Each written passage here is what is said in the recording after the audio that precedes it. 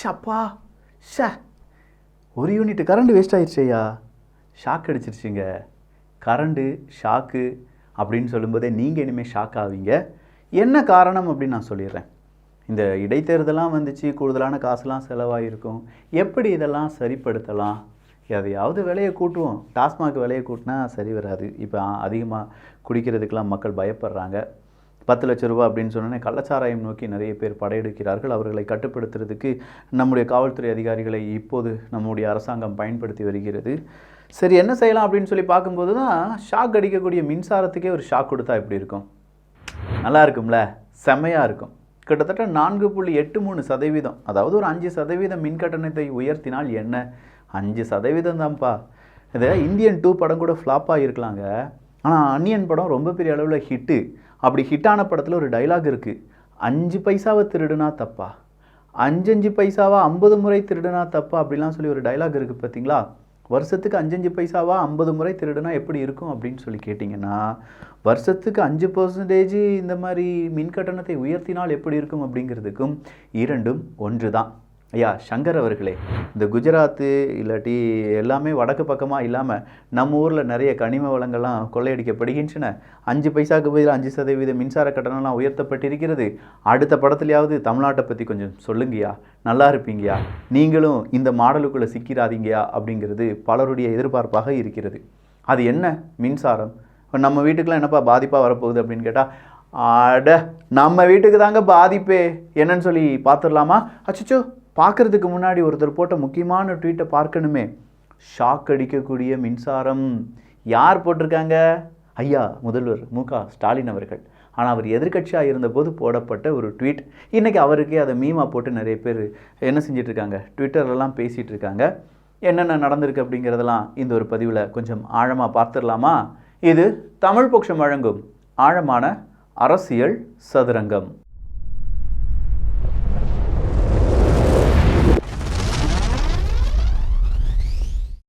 அரசியல் சதுரங்கம் நியூஸ் எல்லாம் பார்க்கறதுக்கு முன்னாடி பாப்பிட் கேம் 2024க்கு பெஸ்ட் கேம் அப்படின்னு சொல்லி இன்ட்ரடியூஸ் பண்ணோம். நிறையவே விற்று இருந்துச்சு, மறுபடியும் ரீஸ்டாக் பண்ணியிருக்கோம். ஆனால் 2 நாட்கள் உங்களுக்கான ஒரு ஆஃபர் 249க்கு இதை வாங்கலாம். இந்த பாப்பிட் கேமில் 4 மோடு இருக்குது. ஒன்று நீங்கள் தனியாக விளையாடலாம், ஃபாஸ்ட் மோடு இருக்குது, மெமரி மோடு இருக்குது, குரூப்பாக விளையாடக்கூடிய ஆப்ஷன்ஸ் இருக்குது, 999 லெவல்ஸ் வரை இருக்குது. 3 பேட்டரி ஆன் பண்ணி உங்களுடைய கேமை நீங்கள் ஸ்டார்ட் பண்ணிங்கன்னா விளையாண்டுக்கிட்டே இருப்பீங்க. ஸோ இப்போதைக்கு 249 ரூபாய்க்கு இந்த ஒரு ப்ராடக்ட் உங்களுக்கு கிடைக்கும். கிட்ஸ் பெஸ்ட்டில் கீழே லிங்க் இருக்குது, வேணுங்கிறவங்க வாங்கிக்கோங்க. 2 தினங்கள் தான் ஆஃபர். 2 பொருட்களாக வாங்கினீங்கன்னா 5%, 3 வாங்கினீங்கன்னா 10% டிஸ்கவுண்ட்டும் அது கூடவே நம்ம இம்ப்ளிமெண்ட் பண்ணியிருக்கோம். சரி, கரண்ட்டு மின்சாரம் அப்படின்னு சொல்லும்போது விக்கிரவாண்டி இடைத்தேர்தலாம் நானாக போட்டுக்கிட்ட டைலாக்னு நினைக்காதீங்க. தயவு செஞ்சு ஐயா நீதிபதி அவர்களே, சோஷியல் மீடியாவில் நீங்களே எடுத்து பார்த்தீங்கன்னா மின்சார கட்டண உயர்வு அப்படிங்கிறதுக்கு கீழே நிறைய பேர் சொன்ன கருத்து என்னென்னா, என்னப்பா விக்கிரவாண்டியில் ஜெயிச்சிட்டாங்கல்ல, ஜெயிச்ச உடனே பார்த்தீங்களா மின்சார கட்டணத்தை உயர்த்திட்டாங்களே அப்படின்னு சொல்கிற கருத்துக்களை பொதுவாக பார்க்க முடிந்தது. நீங்களும் நானும் பொதுவான மனுஷன், அந்த பொதுவான கருத்தை தான் இங்கே பேசிகிட்டு இருக்கேனே தவிர என்னுடைய தனிப்பட்ட விருப்பு வெறுப்பு இங்கே எதுவுமே கிடையாது. அப்போ வீட்டு பயன்பாடு மின் கட்டணத்தில் மாற்றம் என்ன அப்படிங்கிறத நான் இங்கே உங்களுக்கு சொல்லிடுறேன். வீடுகளில் 0லேருந்து 400 யூனிட் நீங்கள் மின்சாரம் பயன்படுத்தின கட்டணம் 4 ரூபாய் 60 பைசாவாக இருந்துச்சு. ஒரு யூனிட்டுக்கு நீங்கள் எவ்வளோ கொடுத்துட்டு இருந்தீங்க? 4 ரூபாய் 60 பைசா. இப்போ அது எவ்வளோவா மாற்றப்பட்டிருக்கிறது? என்னங்க 20 பைசா கூட்டியிருக்காங்கங்க. 5 பைசாவா திருடுனா தப்பா? என்னடா மறுபடியும் அதே டைலாகை பேசுகிற?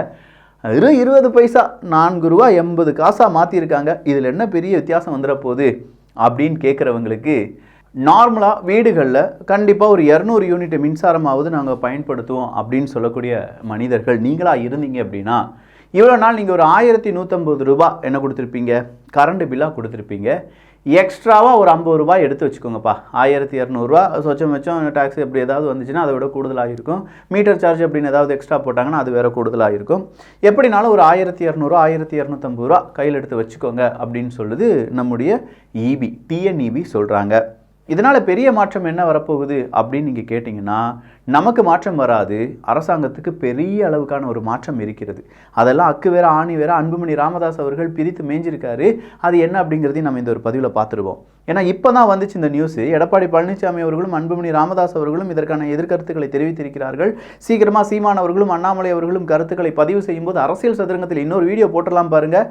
அதனால தான் ₹4.60 இருந்தது, இப்போ ₹4.80 மாறி இருக்கு. 401 யூனிட்லேருந்து 500 யூனிட் நீங்கள் மின்சாரத்தை பயன்படுத்துவதற்கான கட்டணம் ₹6.15 இருந்தது. இப்போ வெறும் 35 காசை உயர்த்தி ₹6.45 உயர்த்தி இருக்கிறார்கள். 501லேருந்து 600 யூனிட் நீங்கள் மின்சாரம் பயன்படுத்துவதற்கான கட்டணம் ₹8.15 இருந்ததை 40 பைசா உயர்த்தி ₹8.55 தான் உயர்த்தியிருக்காங்க. 600 யூனிட்லேருந்து 800 யூனிட்னா ₹9.20 இருந்தது. அவர் 45 பைசாவை கூட்டி ₹9.65 தான் கூட்டியிருக்காங்க. 800லேருந்து 1000 யூனிட்டை நீங்கள் பயன்படுத்துறீங்கன்னு வச்சுக்கோங்களேன், ₹10.20 வசூலிச்சுட்டு இருந்தாங்க. அதையே இப்போ ₹10.70 மாற்றிருக்காங்க. 50 பைசா தான் கூட்டியிருக்காங்க. 1000 யூனிட்டுக்கு மேலே மின்சாரம் பயன்படுத்துவர்களுடைய கட்டணம் ₹11.25 இருந்தது. இப்போ ₹11.80 மாற்றிருக்காங்க. ஸோ சிம்பிள், 55 காசு கூட்டியிருக்காங்க. இது இல்லாமல் நீங்கள் புதுசாக ஏதாவது இபியில் போய் கனெக்ஷன் எடுக்கணும்னு நினச்சிங்கன்னா அதற்கான கட்டணத்தையும் அதிகப்படுத்தி இருக்கிறார்கள். வணிக பயன்பாட்டுக்கான கட்டணம் அப்படிங்கிறதெல்லாம் ரொம்ப பெரிய அளவில் உயர்த்தி இருக்கிறார்கள். சரி, இதனால் என்ன நடக்க போகுது அப்படின்னு நீங்கள் கேட்கலாம்ல. கேட்பீங்க, என் வீட்டுக்கு என்னப்பா பெரிய பாதிப்பு, 5 பைசா 20 பைசாலாம் என்னப்பா, அரசாங்கத்துக்கு ஏதாவது நம்ம கொடுக்க வேண்டாமா? சார், நம்ம நிறையவே கொடுக்குறோம் சார். ஆனால் 10 லட்ச ரூபா கள்ளச்சாராயத்துக்கு போனது எந்த அளவில் நியாயம் அப்படிங்கிற கேள்வியை இன்றைக்கி நீதிமன்றமே கேட்டிருக்கு என்பது தான் குறிப்பிடத்தக்கது. அதெல்லாம் கேட்கணும்ல, நீதிமன்றம் சரியாக கேட்குறாங்க. ஸோ இபிஎஸ் அவர்கள் என்ன சொல்கிறார் அப்படின்னு சொல்லி நம்ம பார்த்துடலாம். தமிழ்நாட்டில் மின் கட்டணத்தை மீண்டும் உயர்த்தியுள்ள விடியா திமுக அரசுக்கு என் கடும் கண்டனம். விடியா திமுக அரசுக்கு கடும் கண்டனத்தை தெரிவித்தார் இபிஎஸ் அவர்கள். நாளைக்கு நீங்கள் டீ கடையெல்லாம் போனீங்கன்னா இதை பார்க்கலாம். பாராளுமன்ற தேர்தலும் விக்கிரவாண்டி இடைத்தேர்தலும் ஓயட்டும் என்று காத்திருந்த தமிழ்நாட்டு மக்களுக்கு பேரதிர்ச்சியை பரிசளித்திருக்கிறார் விடியா திமுக முதல்வர். மக்களின் வயிற்றில் அடிப்பதில் என்ன இன்பமோ இந்த விடியா அரசுக்கு. வயிற்றுலையும் வாயிலையும் அடிச்சுட்டு இவ்வளோ ரூபா தான் கட்டிட்டு இருந்தேன், இப்போ பாரு எவ்வளோ ரூபா கரண்ட் பில் எத்தனை முறை ஏற்றப்பட்டிருக்கிறது அப்படிங்கிறது தமிழக மக்களுக்கு தான் தெரியும். ஸோ நீங்கள் என்ன செய்கிறீங்க, மக்களுடைய வயிற்றில் அடித்து கொண்டிருக்கிறீர்கள் அப்படின்னு சொல்கிறத இபிஎஸ் அவர்கள் அவருடைய ட்விட்டர் பக்கத்தில் சொல்லியிருக்கார். சொன்னதையும் செய்வேன் சொல்லாததையும் செய்வேன் என்று மேடைதோறும் வாய்க்கிழிய பேசிய திரு MK ஸ்டாலின் அவர்களே, மாதம் ஒரு முறை மின்கட்டணம் உள்ளிட்ட சொன்ன வாக்குறுதி எதையும் செய்ய பாடில்லை. மாதம் ஒரு காட்டு தான்ப்பா மின் கட்டணம், 2 மாதத்துக்கு ஒரு காட்டெல்லாம் மின் கட்டணம் இல்லை அப்படின்னு சொன்ன வாய் எங்கே அப்படிங்கிற ஒரு கேள்வியை கேட்டிருக்கார். சொல்லாத மின் கட்டண உயர்வை மட்டும் செய்து கொண்டே இருக்கிறீர்களே. அப்பா பாரு, ஏத்து ஏத்து ஏத்து ஏத்து, யார் கேட்க போறா, ஏத்திக்கிட்டே இருக்கீங்களே அப்படின்னு சொல்றாருங்க அவரு. உங்கள் நிர்வாக திறமையின்மையின் சுமையை மக்கள் தலையில் திணிப்பது அநியாயம், அக்கிரமம். மக்களை வாட்டி வதைப்பதே விடியா திமுக அரசின் வாடிக்கையாகிவிட்டது. வாட்டி வதைப்பதே வாடிக்கையாகிவிட்டது. எதுகை மோனை செமையா இருக்க. மின்சாரத்தை தடையின்றி வழங்கும் அடிப்படை திறனின்றி மின்கட்டணத்தை மட்டும் மீண்டும் மீண்டும் உயர்த்தும் விடியா திமுக அரசுக்கு எனது கடும் கண்டனம். மறுபடியும் ஒரு கடும் கண்டனம். மக்களை பெரும் சுமைக்கு ஆளாக்கும் மின்கட்டண உயர்வை உடனடியாக திரும்ப பெற விடியா திமுக முதல்வரை வலியுறுத்துகிறேன். புரிஞ்சா? இபிஎஸ் அவர்கள் என்ன சொல்லிட்டார் அப்படிங்கிறது உங்களுக்கு புரிஞ்சா? அடுத்ததா அன்புமணி ராமதாஸ் அவர்கள் என்ன சொல்லியிருக்கார் அப்படிங்கிறதையும் ஒன்று கேட்டுக்கலாம். மின்சார கட்டணம் 6000 கோடி ரூபாய்க்கு உயர்வு. 20 பைசா தானே உயர்த்தினாங்க, 0லேருந்து 400 யூனிட், நீ என்ன 6000 கோடி ரூபாய்க்கு அப்படின்னு சொல்லி நீங்கள் கேட்டிங்கன்னா அதற்கான விளக்கத்தை கொடுத்திருக்கிறார். விக்கிரவாண்டி இடைத்தேர்தல் வெற்றிக்கு பரிசு, தமிழக மக்களின் முதுகில் குத்திவிட்டது திமுக. முதுகில் குத்திவிட்டது திமுக. தமிழ்நாட்டில் வீடுகள் மற்றும் வணிக நிறுவனங்களுக்கான மின்சார கட்டணத்தை 4.83% அளவுக்கு தமிழக அரசு உயர்த்தியுள்ளது. நான் முதலே சொன்னல 5% அப்படின்னு சொல்லி. இதன் மூலம் மின்சார வாரியத்திற்கு ஆண்டுக்கு 6000 கோடி ரூபாய் கூடுதலாக வருவாய் கிடைக்கும். ஸோ இப்படி ஒரு 4.83% உயர்த்தியதனால் மின்சார வாரியத்துக்கு எவ்வளவு லாபம் எக்ஸ்ட்ராவாக கிடைக்க போகுது? 6000 கோடி ரூபாய். மாதத்துக்கு யார் 6000 ரூபா கேட்டா? 6000 கோடி ரூபாய் டிஎன்இபி மட்டும் புதுசாக எடுக்க போகிறாங்க அப்படின்னு சொல்லியிருக்காங்க.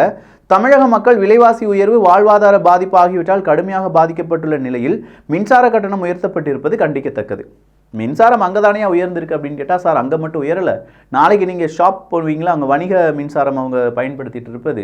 நீங்கள் மாவு அரைக்க போவீங்க, உங்களுக்கு தேவையான ஏதாவது ஒரு முக்கியமான விஷயங்கள்லாம் வாங்க போகிறீங்கன்னா அங்கே எல்லாமே இனிமேல் விலை அதிகமாக அதிகமாயிருச்சுல, அங்கே விலை அதிகமாகும்போது ஆட்டோமேட்டிக்காக ஒரு பொருள் அதை உருவாக்குவதற்கு மின்சாரம் தேவை, மின்சாரத்தினுடைய விலை உயர்வு. எனவே இந்த பொருளினுடைய விலை உயர்வு, நீங்கள் எக்ஸ்ட்ராவாக பே பண்ணி கூடுதலான பொருளை வாங்கலாம்னு நினச்சிங்கன்னா கம்மியான பொருளை தான் வாங்க முடியும். இது எல்லாமே மக்கள் உணர்ந்து கொள்ள வேண்டும். அடுத்து அவர் என்ன சொல்லியிருக்காரு, மின்சார கட்டணத்தை உயர்த்தும் முடிவு தமிழ்நாடு ஒழுங்குமுறை ஆணையத்தால் எடுக்கப்பட்டது என்று கூறி தமிழக அரசு தப்பித்து விட முடியாது. ஒழுங்குமுறை ஆணையம் தான்ப்பா. நம்ம ஆட்கள் இருக்காங்க, ஏதாவது ஒரு ட்வீட்டை போட்டுட்டு அட்மின் தான் போட்டாரியா, எனக்கு அதுக்கும் சம்மந்தம் இல்லைன்னு சொல்லுவாங்க.